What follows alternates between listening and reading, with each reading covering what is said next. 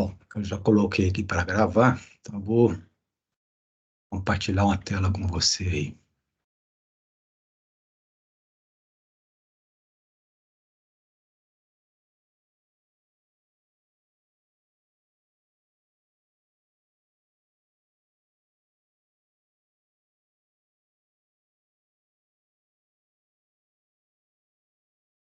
Marcelo, você consegue ver essa tela aí? Sim, consigo. Beleza, então, peraí. Aqui, foco em conteúdo.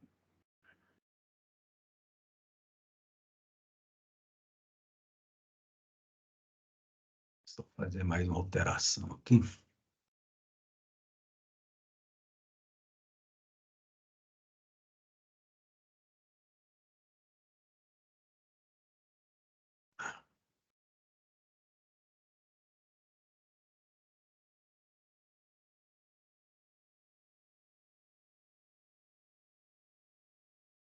Bom,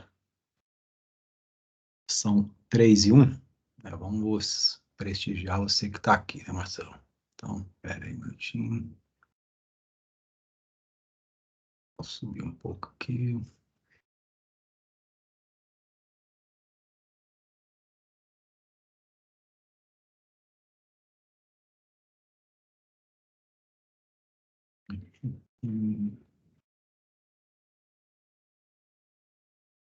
Bom, beleza.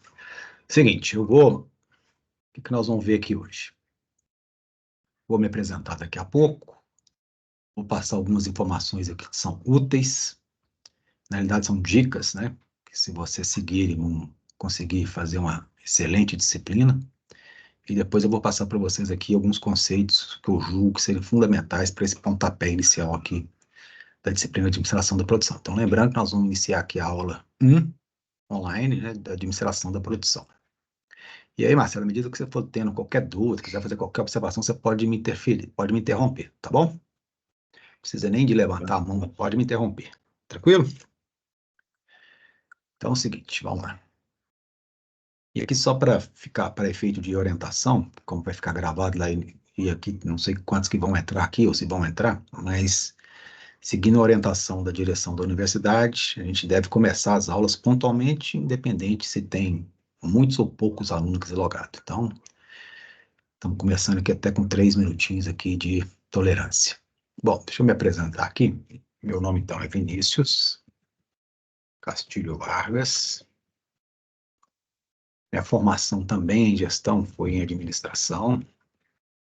E aí depois eu fiz MBA também em administração, mestrado e doutorado também, né? E aí, mais focado em estratégia, marketing e inovação. E pode até estar me perguntando, tá, e a área de produção? Pois é, aqui, na minha experiência, eu trabalhei em 5 multinacionais e 2 nacionais. E onde eu tive também a oportunidade de trabalhar também na área de administração da produção. Eu trabalhei em indústrias, né? Também. Trabalhei na área de serviço, também no varejo e também em indústria como Fiat Automóveis e Valorec Management. Bom, eu também trabalho como... Aqui eu fui de estagiário até gerente geral. Eu também trabalho hoje como consultor, também nessas áreas. E aqui como professor, né, da graduação, pós-graduação, MBA, tá? Bom, aqui já tem um, uma dica importante. Qualquer dúvida que vocês tiverem aí sobre o conteúdo da disciplina, mas também vou até acrescentar aqui. Pode ser qualquer coisa sobre gestão, né? Vocês vão, então, colocar lá no Tira Dúvidas, lá na plataforma. É só postar lá no Tira Dúvidas. Eu tenho até 48 horas para responder, mas geralmente eu respondo no mesmo dia, tá? Agora, se vocês tiverem dúvidas, né, que não é relativo ao conteúdo da disciplina, não é relativo à gestão, relativo, por exemplo, a dúvidas com plataforma, estou com dificuldade de logar, não recebi link. Então, tudo que for da plataforma ou operacional aí, o contato de vocês tem que ser lá no suporte da FUMEC Virtual. Eles também são muito rápidos, da mesma forma que eles respondem muito rápido e não deixam ninguém na mão, pelo contrário, tá? Bom, agora deixa eu dar algumas dicas aqui que são, assim, fundamentais aqui para que vocês façam, cursem bem essa minha disciplina. Deixa eu só aumentar um pouco essa letra aqui, um pouco melhor. Bom, quais são as minhas dicas?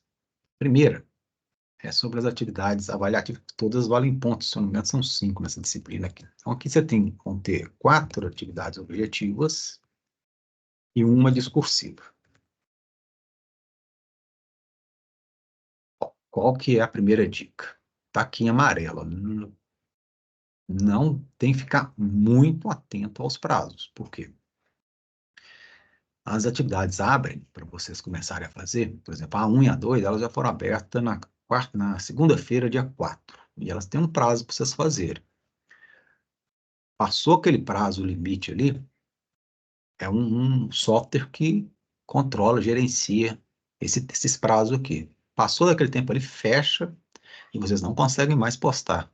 E aí, eu não tenho acesso a esse software, nem coordenador, então tem que ficar muito atento aos prazos, porque se perder o prazo, vai perder os pontos de atividade, não tem como reabrir. Então, por isso que eu deixei aqui, ó, em destaque, muito atenção para os prazos, tá?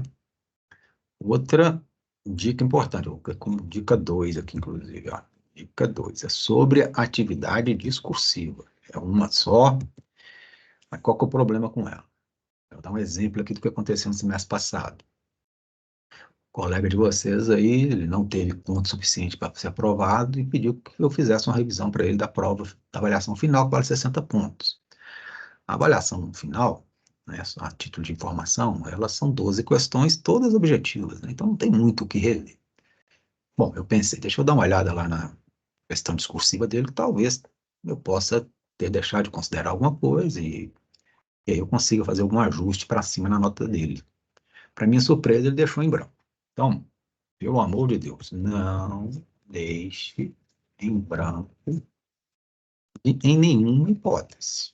Então, vocês não conseguem me ajudar a ajudá-los, né? Aqui vai outra dica, vou falar que é uma dica aqui, a dica 3 sobre uma metodologia que eu julgo que seria interessante vocês adotarem para responder às atividades objetivas e também a discursiva. Primeira coisa é que, ó, passar para baixo aqui, ó, todas as respostas estão na apostila. Então, está tudo na apostila. Qual que é a metodologia que eu julgo interessante aqui? Na hora que for fazer a atividade, primeiro leia a atividade. Depois, leia o módulo da disciplina que é correspondente a essa atividade. Geralmente tem algum vídeo acoplado, vídeo pequeno, né? Dá uma assiste o vídeo, dá uns 2, 3, 5 minutos. E depois volta na questão. Vocês vão ver que, assim, essa metodologia, quando você lê a questão, na hora que você vai lá no módulo, lê o módulo, na hora que você está lendo o módulo, você vai, opa, essa parte aqui que tem relação lá com a questão. Se você ainda assiste o vídeo, fica mais fixado aí, então vocês vão ter muito mais facilidade de resolver todas as questões, principalmente porque todas as respostas estão na apostila, não é para ficar mais fácil, é porque eu gostaria que vocês lessem, é lendo que a gente mais aprimora o conhecimento, logicamente fazendo, lendo e fazendo, né? E aí não poderia deixar de ser uma dica aqui também, ou informação sobre avaliação, aqui também, todas as respostas das questões da avaliação constam nos módulos. Poderia deixar de ser se eu adoto essa metodologia para as atividades avaliativas, para avaliação é a mesma coisa. E se vocês, então, adotarem essa metodologia, e ainda estudarem para avaliação, e olha só, eu ainda dou uma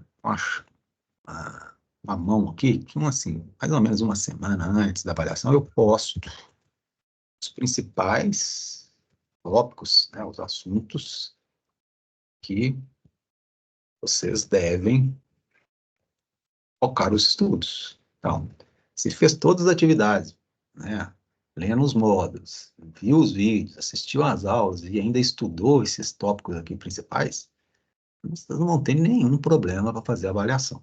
Pelo contrário, vocês vão fazer a avaliação com muita tranquilidade. Ok? Ficou alguma dúvida aí sobre... Ô, Luiz Fernando, boa tarde, eu te visto aí não. Marcelo, Luiz Fernando, ficou alguma dúvida? Estou tranquilo aqui? Não, esse módulo, no caso, a gente tem o livro e os vídeos e o conteúdo da aula, né? Os módulos aqui que eu estou falando, é assim, tem algumas disciplinas que o próprio professor foi lá e escreveu. Então, vai ter lá módulo 1, módulo 2, módulo 3, módulo 4, módulo 5, e por aí por diante. Tem algumas disciplinas, e se eu tenho quase certeza que a administração da produção é assim, vai estar lá um livro específico com os capítulos. Então, você vai ler o capítulo específico. O módulo aqui seria os capítulos. Ok? Pode falar, Luiz. Na verdade, eu ia perguntar sobre a mesma coisa. Então E ótimo. nessa disciplina está disponível o livro, né? Então, ficou um pouco assim difícil identificar o que seria um módulo. O módulo é o capítulo, tá? Por exemplo, de que página até que página, né? Não, aqui o módulo que eu estou falando aqui, então, se tiver livro, é capítulo. Tá bom? Ok? Na atividade, geralmente fala para vocês, essa atividade aqui refere-se ao capítulo 2 e 3 do livro tal. Ok? Vocês podem prestar atenção lá que na atividade mesmo já informa isso para vocês. Tá? Perfeito. Então, ótimo. Vamos embora, então. Bom, dito isso, vamos passar aqui alguns conceitos que eu acho já importantes, né, que são introdutórios para dar aí um alicerce para o que vem para frente. Então, eu vou falar para vocês aqui um pouco sobre o conceito de administração da produção, que aqui eu já consigo explicar a boa parte da disciplina. Depois eu vou mudar essa ordem aqui, vou até já alterar isso aqui. Eu vou falar primeiro de cadeia de suprimentos e depois eu falo dessa cadeia de valor aqui. A sequência acho que fica mais lógica para vocês. Tá? Depois eu vou falar da integração entre a área de produção e as outras áreas da empresa. E, por fim, a integração da estratégia corporativa e a estratégia de produção. Também é importante, ou seja, o gestor da produção ele não pode sair lá definindo uma estratégia que não tem nada a ver com a principal estratégia da empresa. Né? Ele teria que entender um pouco também da missão, da visão, dos valores da empresa para que ele fique alinhado ali. Isso aqui vai ser foco da segunda aula, mas hoje eu também já dou uma introdução aqui sobre isso. Tá? Então, vamos dar uma olhada primeiro aqui no que é o conceito da administração da produção, porque eu já consigo também explicar algumas coisas aqui. Então, está falando aqui o seguinte, a administração da produção, ou, às vezes, alguns autores usam administração do título, né, administração da produção, outros utilizam administração de operações. É a mesma coisa, tá? No nosso caso aqui também, a administração da produção ou de operações pode ser de produto ou pode ser de serviço também, tá? Eu vou falar mais de produto, mas se vocês quiserem me perguntar sobre serviço também, não tem problema nenhum, tá? Tem diferença? Obviamente tem. Por exemplo, a principal diferença de trabalhar com serviço em relação a trabalhar com produto é que o serviço não é tangível. Imagina, por exemplo, se eu tivesse uma indústria de smartphone, o produto que está lá na loja, que é o smartphone, eu, como comprador, posso ver antes de comprar, posso pegar, até testar. O serviço, não. Por exemplo, eu falei que eu sou consultor. Se a empresa quiser me contratar, ela vai me contratar sem saber como é que vai ser o serviço. A única coisa que ela vai conseguir saber é assim, eu posso falar para ela como que eu vou fazer, e olha que eu ainda vou falar em linhas gerais, porque se eu detalhar tudo que eu vou fazer, ela mesmo faz. Né? Então, assim, a intangibilidade do serviço ele não é palpável, você não consegue ver, sentir, experimentar. Embora, né, eu já trabalhei também muito com serviço, uma das maneiras de contornar esse desafio da intangibilidade é tangibilizando o serviço. Como? Proporcionando uma oportunidade ao cliente experimentar uma pequena amostra do seu serviço. Chama isso de teste piloto. Então, por exemplo, recentemente eu estava tentando captar uma multinacional e fazer consultoria em todas as áreas da empresa. E aí eu senti uma certa resistência lá do diretor da multinacional e me contratar para dar consultoria em todas as áreas. Obviamente ele não me conhecia de nome, mas nunca tinha feito nenhum serviço lá. Então, ele ficou meio que receoso, me dar todas as áreas de uma vez só. E aí, como eu já sabia, já tinha experiência em relação a esse tipo de fato, e eu percebi esse certo receio, né, essa certa desconfiança de entregar tudo de uma vez, eu ofereci para ele, falei, qual que é a área que está mais sensível hoje, aí, onde você está com mais dificuldade, né? E ele falou que era na área de vendas. E aí eu ofereci para ele fazer um serviço, então, separadamente só na área de vendas. Inclusive, eu proporcionei para ele um preço de custo. Não faz nada de graça, não, hein? Tem alguns amigos meus aí que oferecem de graça. Não oferece nada de graça, que ninguém valoriza nada de graça, tá? Cobra pelo menos seus custos. Então, eu ofereci para ele com preço de custo, que é um estímulo para ele experimentar o meu serviço. E experimentando, eu estou dando a ele a oportunidade de verificar na prática se tudo que eu falei, se o meu serviço é bom, rápido, confiável, se realmente é, né? Então, essa é uma maneira aí da gente contornar o principal desafio de trabalhar com serviço, que é a intangibilidade. Tranquilo? Uma dúvida? Podemos continuar aqui? Beleza. Então, vamos lá. Bom, então está falando aqui que a administração da produção ou operações, ou administração de operações, é a área responsável pelo estudo e pelo desenvolvimento de técnicas de gestão da produção de bens e serviços, como eu acabei de falar. Pode ser tanto produto como serviço. Quando fala aqui responsável pelo estudo e pelo desenvolvimento de técnicas de gestão da produção, sim, o gestor da produção, por exemplo, ele pode querer implementar na empresa lá uma técnica de just-in-time. Eu não sei se você já ouviu falar, mas o just-in-time, grosso modo falando, seria você trabalhar com estoque mínimo. Eles propõem estoque zero, mas trabalhar com estoque zero é praticamente impossível, teria que trabalhar pelo menos com estoque de segurança, né? Mas estoque mínimo, ou seja, de forma que a produção fosse programada de acordo com as encomendas dos clientes, ou do parceiro, né? Por exemplo, igual trabalhei na Fiat Automóveis. Fiat Automóveis não produz nada sem ter a previsão de venda das concessionárias. Então, o estoque dela é estoque de segurança. Tudo que ela produz já está praticamente encomendado pelas concessionárias. A grande vantagem também quando a gente faz isso é quando o que a Fiat fez. Ela trouxe os seus principais fornecedores de peças para ao redor da fábrica dela em Betim. Então, ficou muito mais fácil de trabalhar também com just-in-time. Mas tem outras técnicas, por exemplo, você vai trabalhar com... Quando eu trabalhei na Fiat, você olhava na linha de produção assim, tinha 300 pessoas de um lado e do outro da linha de produção montando o carro. Se for lá hoje, tem assim, você olha na linha de produção, assim, tem uma ou duas pessoas lá, o resto é tudo robótica. Então, você pode optar, você quer trabalhar com robótica, menos robótica, mais inteligência artificial, menos inteligência artificial. Vou trabalhar com um sistema em lote, em batelada, sei lá, em massa, como é que vai ser? Por exemplo, na Fiat Automóvel é em massa e em lote, né? Então, esses são exemplos aqui de técnicas, né, que o gestor da produção pode adotar na sua linha de produção e mais um monte aí que a gente vai ver aí ao longo dessa disciplina aqui.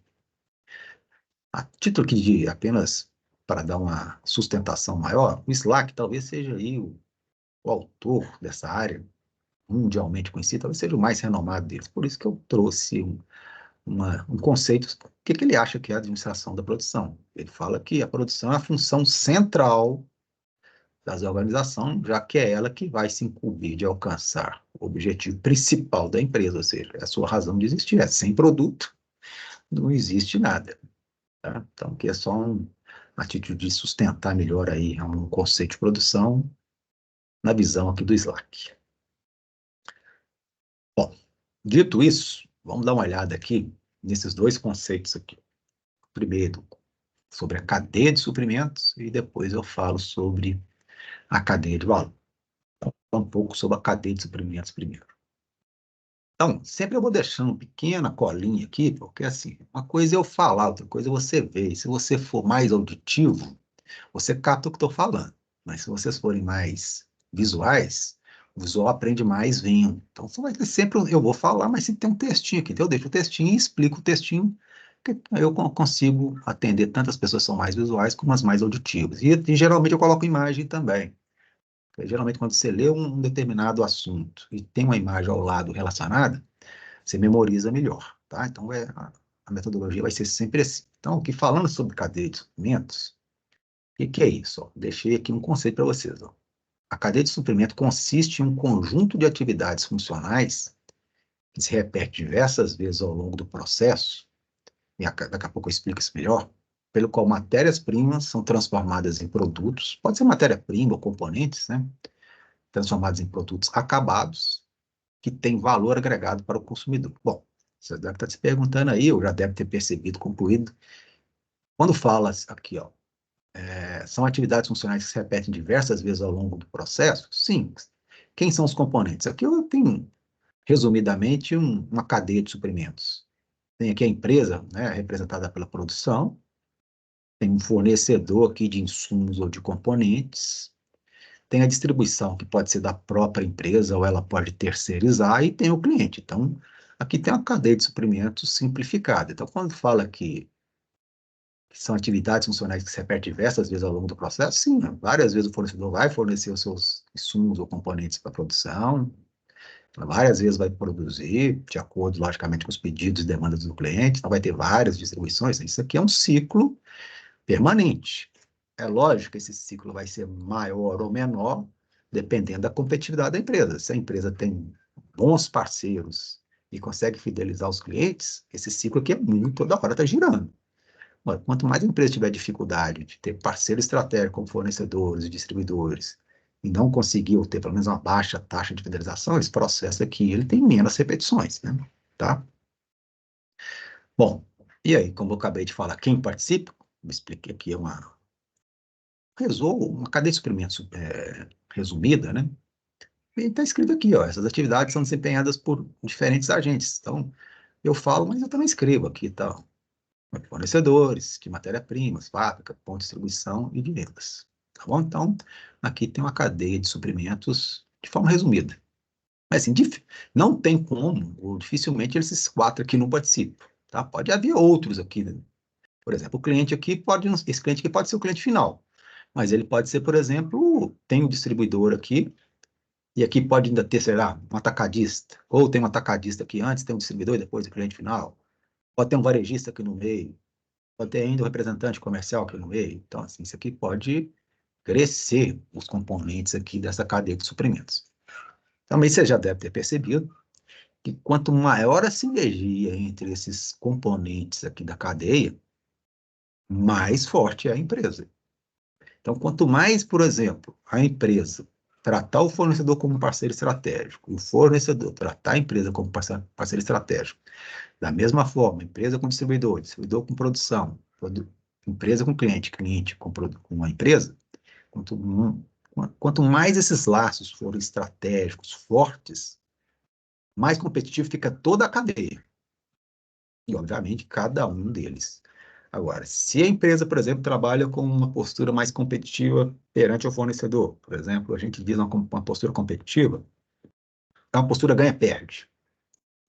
É aquela onde, por exemplo, o comprador lá da indústria esmaga o fornecedor, assim, até não ter condição mais. E aí até o fornecedor fica assim, está fornecendo, mas assim, está com uma margem mínima de lucro.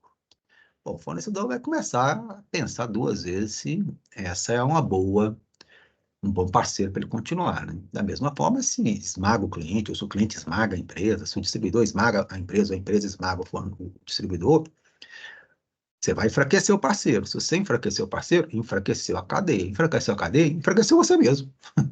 Né? Então, a postura adequada é a visão de longo prazo, e a visão de longo prazo é uma visão colaborativa, no sentido de formar parcerias estratégicas entre todos os elos aqui da cadeia de suprimentos.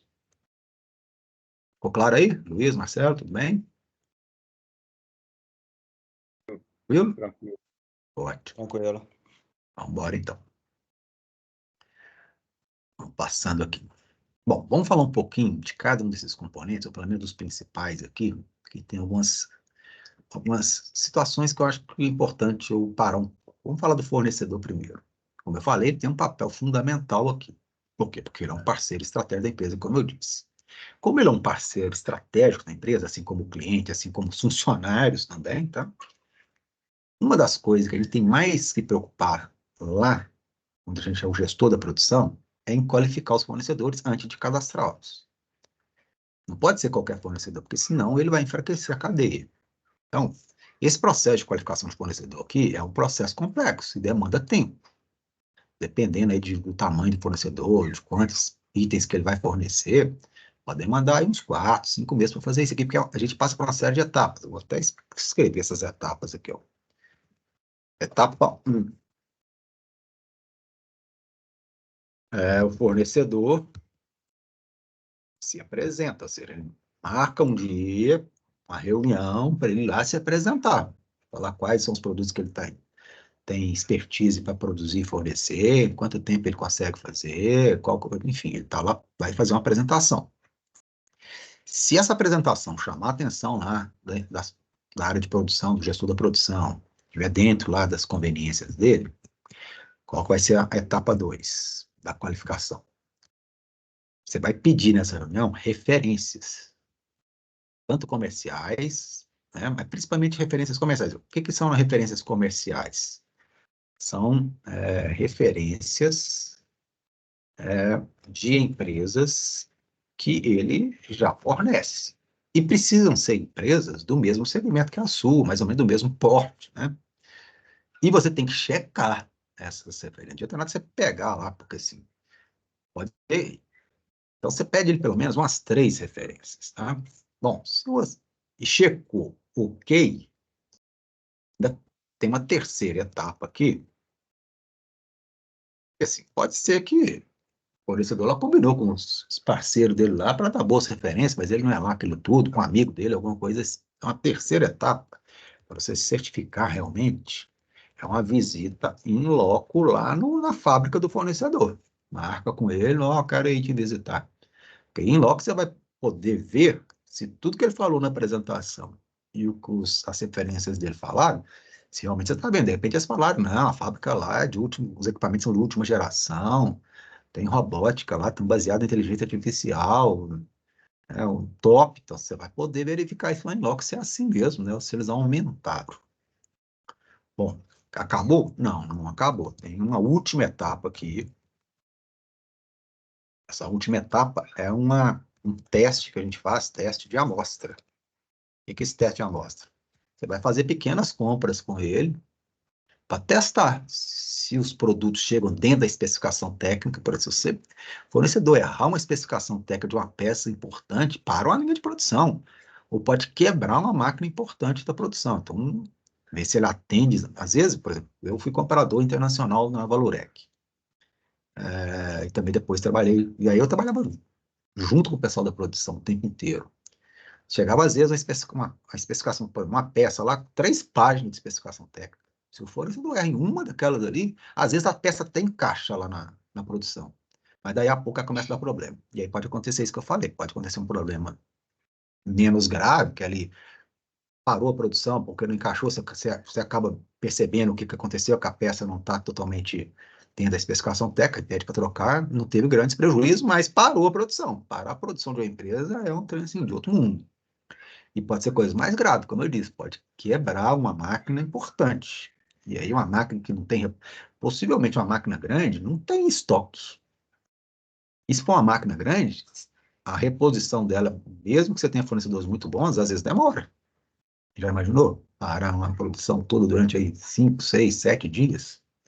Então, esse teste de amostra aqui, ele é fundamental. Então, para verificar se o fornecedor atende às especificações técnicas, se ele atende os prazos, também, se dá algum problema, como se ele tem já estratégia de recuperação, de falhas. Então, isso não é uma coisa rasteira. Vou até grifar isso aqui. Ó. Qualificar um fornecedor não é uma tarefa rasteira. Pelo contrário, é uma tarefa complexa. E exige isso, porque o fornecedor, como a gente falou, ele é um parceiro estratégico. Ele pode fortalecer a cadeia e a sua empresa, ou pode enfraquecer. Tá bom? Uma outra coisa, o que vocês acham? Você acha que as empresas deveriam concentrar suas compras em 1 ou 2 fornecedores, porque eles podem fornecer tudo para vocês? Ou seria mais aconselhável ter 4, 5 fornecedores? O que vocês acham? Marcelo, Luiz, o que vocês acham? Concentrar em 1 ou 2? Ou ter um mais pulverizado? 4, 5, 6? Eu acho que deveria ser mais. Pois é, você tem razão, viu, Luiz? Se você concentrar 1 ou 2, você vai aumentar o poder de barganha deles em relação a você. Eles vão se sentir importantes e realmente vão ficar, né? E você ainda acaba ficando, entre aspas, meio dependente deles. E aí, eles podem até não adotar a postura competitiva com vocês, não ganha-perde. Mas se eles cometerem algum engano, se eles tiverem algum problema lá, vai deixar vocês na mão. Então, não recomendo aí ficar na mão de 1 ou 2. É o mesmo estudo que a gente faz para clientes. Geralmente também a gente não fica na mão, por exemplo, 50% do faturamento da empresa, um cliente só representa 50% do faturamento da empresa. Já pensou se esse cliente vai para a concorrência? Quase te quebra. Então, assim, nem cliente, nem fornecedor, a gente não deve concentrar em um ou dois, né? Deve fazer uma pulverização aí que é muito mais conveniente, tá? E aqui eu deixei também... Oi, pode falar. Eu tenho um contexto um pouco diferente assim, Sim. na minha rotina, porque eu trabalho na instituição e algumas coisas são burocratizadas. Por exemplo, fornecedor. A gente trabalha com um contrato anual. Sim. Aí você faz contrato, claro que o nosso setor está submetido ao setor de compras. Então, o Uhum. compras prefere fazer um contrato anual com um fornecedor, Uhum. apesar da gente orientar nesse sentido de que se a gente ficar num fornecedor só, se não ficar no mínimo dois, a gente pode ter problema lá na ponta, né, para entregar o que a gente precisa. Como Sim. não é uma linha de produção, é uma linha de serviços, Sim. aí acaba sendo menos dinâmico, mas a gente tem os mesmos problemas. O Eu fornecedor concordo. não entrega, ou o fornecedor entrega errado, aí lá na ponta é um Deus nos acuda. Tem toda a razão. Eu já fui comprador de serviço também. Comprar serviço é muito mais complexo que comprar produto. Muito mais complexo. Dependendo do tipo de serviço, nossa, pode dar muito problema. Então, assim, Trabalho com hospital. eu trabalho com vida, né? Então, assim, ainda bem que você tem a visão de que, assim, não é conveniente, mas, assim, às vezes, a cultura da empresa ou a forma que os gestores principais pensam, eles acabam te convencendo a fazer o contrário, mas o que eu falei que você também percebeu, é assim, ficar na mão de um ou dois, qualquer problema que eles tiverem, ele vai deixar você na mão, né? Então não é conveniente. Existem exceções, com certeza, às vezes é um produto exclusivo, só ele consegue te entregar aquilo. Se for esse o caso, por exemplo, o ideal é que você consiga, ou pelo menos comece a pensar a desenvolver algum que você já tem. Ou seja, o que seria desenvolver algum que você já tem? Incentivá-lo a desenvolver aquela peça que só aquele outro que está desenvolvendo. Aí você pode falar assim, mas se for um fornecedor internacional, eu já tive esse problema. Determinado produto, a peça, dentro da especificação técnica que a gente precisava, só um fornecedor internacional que conseguia fazer. Então, a gente investiu numa parceria de um fornecedor nacional, ajudando ele a desenvolver. Demorou 6 meses, mas ele conseguiu fazer. Então, aí você acabou desenvolvendo um parceiro estratégico e olha só, quando você ajuda um parceiro a se desenvolver, a confiança aumenta demais, então estreita demais os laços, né? Então existem essas variações, mas para cada uma delas, tudo tem como contornar. Que não tem como... Eu detesto detesto não, mas assim, eu fico contrariado quando eu escuto alguma coisa. Foi sempre feito assim. Não tem jeito de mudar. Nossa, ó, se foi feito sempre assim, mesmo que esteja sendo feito bem feito, tudo é possível melhorar. E a frase pior é assim, não tem jeito. Não tem jeito de acordo com o seu conhecimento, né? Então vamos buscar conhecimento fora da empresa. Se não tem aqui em Minas, vai para São Paulo. Não tem em São Paulo, onde tem? Nos Estados Unidos? Alguma solução tem. A gente tem que sair da zona de conforto de todo jeito, né? Bom, e aqui eu deixei quase uma curiosidade, né? Que é as 5 forças do Porter aqui. Não sei se vocês já ouviram falar. As 5 forças do Porter são novos entrantes, produtos substitutos,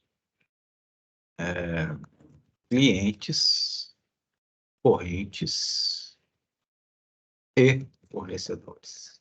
E que ele dizia, o Porter talvez seja o maior consultor do mundo de todos os tempos, né, na área de negócio. Porra, que está escrito errado, fornecedores. Quando ele lançou essas 5 forças do Porter aqui, ele diz o seguinte: quando a gente analisa essas 5 forças aqui, eles nos proporcionam a oportunidade de verificar o nível de competitividade do segmento que você está atuando. Então, é fundamental entender sobre todos essas forças aqui. Novos entrantes, substitutos, clientes, concorrentes e fornecedores. Fundamental. Então, é só para dar uma solidificada aqui da importância do fornecedor para a cadeia de suprimentos. Tá? Bom, vamos fazer aqui, tem outra consideração importante ainda sobre essa cadeia de suprimentos aqui. Olha só, não deixei aqui a palavra importante à toa, não. Vou frisar ela aqui também em amarelo. Ó, mesmo a gente tomando todos os cuidados com o fornecedor, é fundamental que os próximos elos da cadeia de suprimento façam sua parte eficazmente. Então, assim, a gente cuida da qualificação do fornecedor, mas da mesma forma a gente também tem que escolher a dedo os distribuidores. Da mesma forma também a gente classifica clientes, tá? Bom, como é que a gente classifica cliente? De acordo com o que eles nos compram, de acordo com o custo de negociação que a gente tem com ele. Quem que é o cliente altamente lucrativo? É aquele que nos compra os produtos mais, que nos dão maior margem de lucro e que nos apresenta um custo de negociação mais baixo. Qual que é o cliente que tem custo de negociação alto? Aquele que ganha o tempo inteiro, reclama o tempo inteiro, toda negociação é estresse. Então, a gente classifica, né, para a gente trabalhar como parceiros, todos os elos, né? Não é só o fornecedor, não, tá bom? Então, isso é bom frisar aqui. E aqui falando da área de produção, que ela é o elo principal da cadeia, se a gente observar sobre o ângulo da administração da produção, qual que é a função, então, aqui da área de produção? Receber os insumos e transformá-los em produtos acabados, mas não é simplesmente transformar os insumos, que é matéria-prima e componentes em produto acabado, tem que ser no menor custo, peraí, frisar isso aqui, no menor custo, no prazo certo, não pode atrasar, senão você vai atrasar a entrega, por exemplo, para o cliente, né? Frisar isso aqui também. E de acordo com a política de qualidade da empresa, porque senão, o que vai acontecer? Se você não atender a política de qualidade da empresa, possivelmente, na hora que chegar lá no final da produção e for para o controle de qualidade, um ou mais produtos não vão passar no controle de qualidade. E aí é problema, viu? Então, por isso que, inclusive, eu escrevi uma pergunta aqui, ó. Ó, o que acontece quando um produto não passa no controle de qualidade da empresa? Vamos ver? Então, tá aqui. Existem três possibilidades. Se ele não passou no controle de qualidade, a empresa vai ter três possibilidades aqui, ó. A primeira, ela tentar recuperar o serviço. Mandei para a engenharia, tentar recuperar alguma coisa nesse sentido. Uma segunda alternativa, vamos supor que você trabalha lá, sei lá, com roupa. Manda ele para o outlet. E uma terceira alternativa, se você não consegue recuperar, não consegue mandar ele para um outlet, possivelmente você vai ter que descartar o produto. Independente, está escrito aqui, ó, independentemente das possibilidades, qualquer uma dessas que você adotar aqui vai ser custo. Se você tenta recuperar, retrabalho, custo. Se você mandou para o outlet, você vai ter que mandar com um preço mais baixo, perdeu margem. Se você descartar o pior de todas as hipóteses aí, deve ter sido um erro mais grosseiro, e por isso que não passou lá no controle da produção, erro da produção. Aí tem que mapear o processo da produção para ver em qual das etapas da produção onde ocorreu o erro, né? Porque se descartar, assim, é erro grosseiro, custoso, tá? E aí surge aqui um indicador importante que as empresas têm que monitorar muito de perto por causa desse custo, que é o indicador taxa de rejeição. Por isso está em vermelho aqui. Então, taxa de rejeição tem que ser a menor possível. Então, é a função da gestão da produção, ó, voltando aqui, ó, tem que produzir de acordo com a política de qualidade, os critérios da qualidade. Porque senão vai acontecer uma dessas três coisas aqui. Ou seja, o produto não passa no controle, ou seja, então ele entra aqui como taxa de rejeição, quanto maior essa taxa de rejeição, mais o custo, né? Então esse é um indicador fundamental. Como é que a gente calcula esse indicador? Eu deixei uma fórmula para vocês aqui. Só vocês dividirem a quantidade de produtos que apresentaram defeito, dividido pelo total produzido. Vocês vão achar qual que é a taxa de rejeição. Como é que diminui essa taxa de rejeição? Como eu falei, vai mapear o processo, identificar as falhas, uma ou mais falhas no processo produtivo e ajustar. Tem jeito de ter taxa de rejeição zero? Tem, mas é muito difícil. Então, quanto mais próximo de zero, o ideal é o mais próximo de zero possível, tá? Por que é quase impossível ser zero? Porque você trabalha com a mão humana. Ah, mas lá tudo é informatizado, está tudo automatizado, tudo com inteligência artificial, tudo com robótica. Mesmo assim, vai ter a mão humana em algum momento. Por exemplo, quem é que programou as máquinas? Quem é que programou a inteligência artificial? Quem é que reprogramou? Quem é que colocou pausa? É a mão humana. E a mão humana ela não é 100% assertiva. Em algum momento ela acaba cometendo algum engano. Aí a gente passa para outro item, né? Então, como minimizar os erros do ser humano? Quanto mais comprometido o funcionário tiver, menor o nível de erro dele. Ah, como é que eu vou fazer para o funcionário estar comprometido?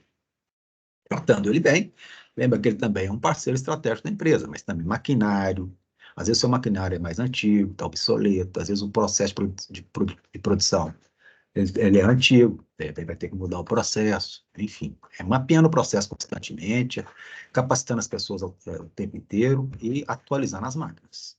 Aí você consegue ter uma taxa de rejeição menor, tá? Bom, vamos ver agora a importância do um outro elo aqui da cadeia, que é o distribuidor, né? Se você terceirizar, logicamente. Vocês são a favor de terceirizar a distribuição ou mais a favor da própria empresa ter sua distribuição? Sua frota de caminhões, por exemplo. O que vocês acham? E aí, Marcelo? Luiz? Oi. Eu moro do lado de uma transportadora e a transportadora só é o galpão, o resto é tudo terceirizado. Pois é, isso é uma tendência, tá, Marcelo? Mas assim, eu poderia explicar isso de uma outra forma para vocês. Terceirizar ou não depende muito do estilo do principal gestor ou proprietário da empresa. Se ele for mais centralizador, ele vai preferir ter mais controle sobre o processo e não vai querer ter parceiro, ou pelo menos no mínimo de parceiro possível.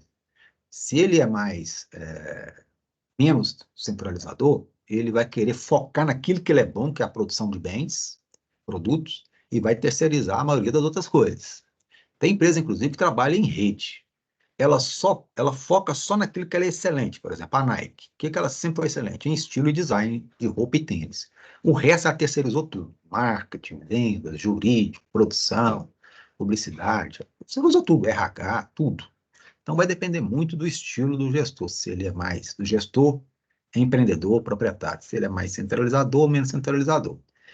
Eu tendo a gostar mais, né, da terceirização para eu focar mais naquilo que eu sou bom. Então, se eu produzo mouse, eu quero focar todas as minhas forças em melhorar a produção do mouse. Quando eu opto para, além de ter a indústria de mouse, eu ainda vou ter que ter agora uma transportadora, agora eu tenho que entender de produção de mouse e tenho que entender agora de logística de transportadora. Então, eu vou começar a tornar meu negócio mais complexo, né? Mas, como eu disse, não tem certo ou errado aqui, tá? Bom, então vamos passar lá para a distribuição agora. Qual que é a função da distribuição? É parecido com a lá que a gente estava falando ali agora. É entregar o menor, de novo, custo possível. Então, como? Com rotas lógicas, né? Nossa, e tem gente que faz rota na mão aí com 300 entregas. Tem roteador hoje que te ajuda nisso. Então, entregar no menor custo possível, no menor tempo para o cliente, para o cliente. E aqui, pensa o seguinte, o menor tempo para o cliente é no tempo que você combinou com ele. Aí você pode falar, mas se eu conseguir entregar antes do tempo? Cuidado, não surpreende o cliente, não. Se for uma entrega grande, e você surpreendeu, ele entregou antes do prazo, talvez ele não esteja preparado para descarregar seus produtos. Então, você vai causar um tumulto para ele lá no depósito dele, ou nas lojas, ou no centro de distribuição dele. Tá? Então, entregar no menor custo possível, no menor tempo para o cliente, né? Atentando para isso que eu acabei de falar, e as mercadorias devem chegar em perfeitas condições de uso ou consumo. Não adianta nada ser no menor tempo, no menor custo, se a mercadoria chegou lá variada. Não adianta nada. Então, tem que ser, para os caminhões, tem que ser as cargas muito bem acondicionadas. Mais para frente eu posso falar para vocês de como armazenar, tanto dentro dos depósitos dos produtos, os métodos, né? Também dentro dos caminhões, a gente tem os métodos PEPs e webs, isso mais para frente eu posso falar para você sobre esses métodos, isso aqui ajuda demais. Se você não, as empresas que não sabem sobre isso aqui perdem muito tempo, né? Então, o que a gente pode fazer para cumprir com essa área de produção, né? O que ela pode fazer se ela for o distribuidor, né?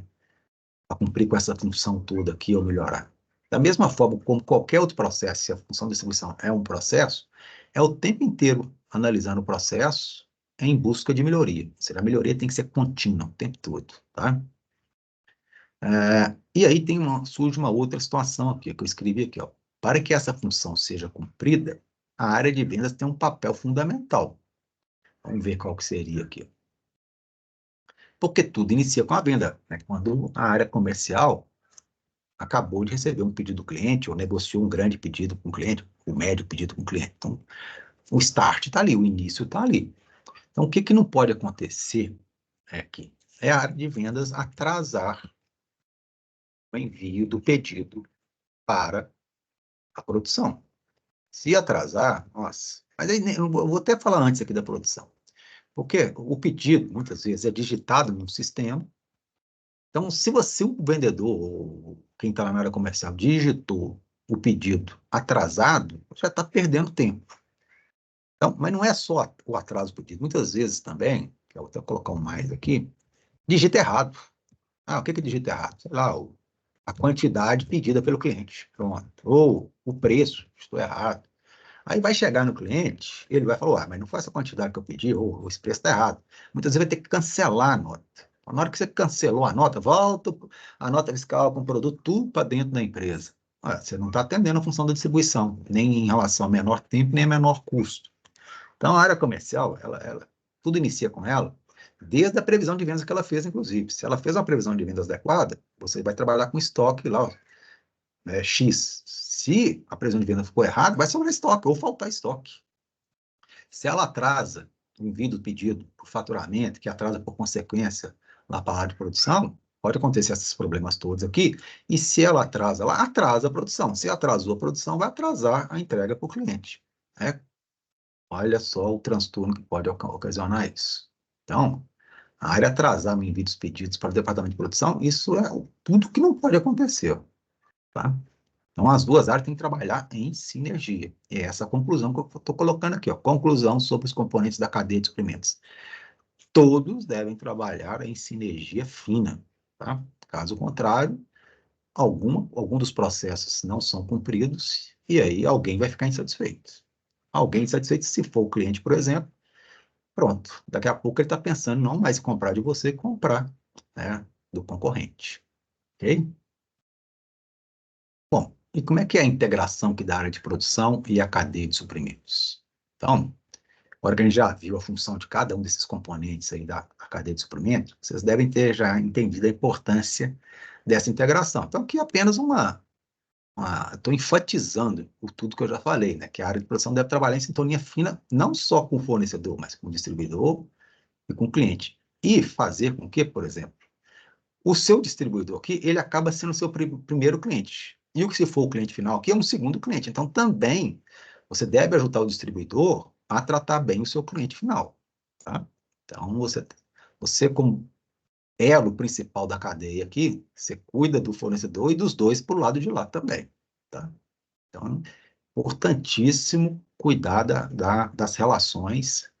E veja que aqui não tem só o processo da produção que é interno. Então, tem um processo aqui que é transversal, né? Ele começa com o cliente fazendo o pedido para a indústria faz pedido de insumo, componentes lá para o fornecedor, a indústria produz, passa para o distribuidor para voltar para o cliente. Então, é um processo que envolve atores fora da empresa, que são os clientes, os distribuidores e o fornecedor. Então, é um processo muito mais complexo, é um processo transversal. Tá? Então, muita atenção para ele. Essa figurinha aqui eu costumo fazer em todas as disciplinas que eu leciono. Se eu lecionar marketing, eu vou falar como que o marketing deve integrar com todas as outras áreas da empresa. Se eu leciono alguma matéria de administração de materiais, eu vou mostrar isso também. Se é do RH, eu vou mostrar também. Por quê? Porque é fundamental que todas as áreas da empresa trabalhem em sinergia, assim como a cadeia de suprimentos. Então, a área de marketing tem que trabalhar em sintonia com finanças, para finanças, na hora que tem um pedido, por exemplo, de um novo desenvolvimento de um novo produto, finanças tem que estar ciente disso para ela reservar dinheiro para a área de materiais. O dinheiro está na hora certa para a área de materiais fazer as compras, ou dos insumos e dos estoques. Para que a área de produção, esses insumos e componentes estejam disponíveis no tempo certo para a produção começar a converter isso em produto acabado, de forma que a logística consiga entregar em tempo hábil o pedido que foi feito lá para o cliente. Então, todos têm que trabalhar em perfeita sintonia. Quando a empresa trabalha com sistemas integrados de gestão, isso aqui é muito mais fácil, quando não é um transtorno só, né? Às vezes a empresa tem 2, 3 sistemas lá de informacional de gestão e eles não conversam entre si. Aí você tem que ficar costurando na mão, fica muito mais complexo, né? Bom, e por último, falando aqui sobre a cadeia de valor, agora que vocês entenderam a importância da cadeia de suprimento, quem são os componentes e a importância da relação entre eles, a cadeia de valor é quanto a cadeia de suprimentos gera de valor para o cliente, desde a obtenção de matéria-prima até a entrega do produto ao consumidor final. Tá? Então, expliquei primeiro a cadeia de suprimentos, agora vocês devem ter entendido por que eu mudei a ordem, então.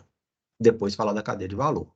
Então, é quanto que essa cadeia de suprimentos gera de valor para o cliente. Se ela gerar muito valor para o cliente, excelente. Se não, tem algum problema nessa cadeia de suprimentos. Tá? Bom, na próxima aula eu vou falar com vocês da integração da estratégia corporativa com a estratégia de produção. Vou iniciar com isso, né? Mas eu vou falar de outros temas aqui, mas isso aqui é fundamental. Então eu vou parar aqui, não vou nem dar essa introdução aqui, porque já são 10 para as 4, e possivelmente eu tenho a aula agora, na sequência, e vocês possivelmente devem ter. Então, pelo menos vocês tomaram água aí, talvez no banheiro. Bom, então é isso que eu tinha preparado para vocês hoje. Ficou alguma dúvida aí, Marcelo, Luiz? Quer fazer alguma consideração? Tá tudo bem? Não, tranquilo, professor. Beleza, Luiz? Por mim também tá tudo bem. A linguagem que eu estou falando com vocês está clara? Tá claro? Demais. Então, show. Obrigado, então, pela participação de vocês aí. Ótimas aulas para sequência, se vocês tiverem. Bom final de semana. E a gente retorna na aula 2 daqui a umas 2 ou 3 semanas, tá bom? Um abraço. Até Obrigado, mais. bom final de semana.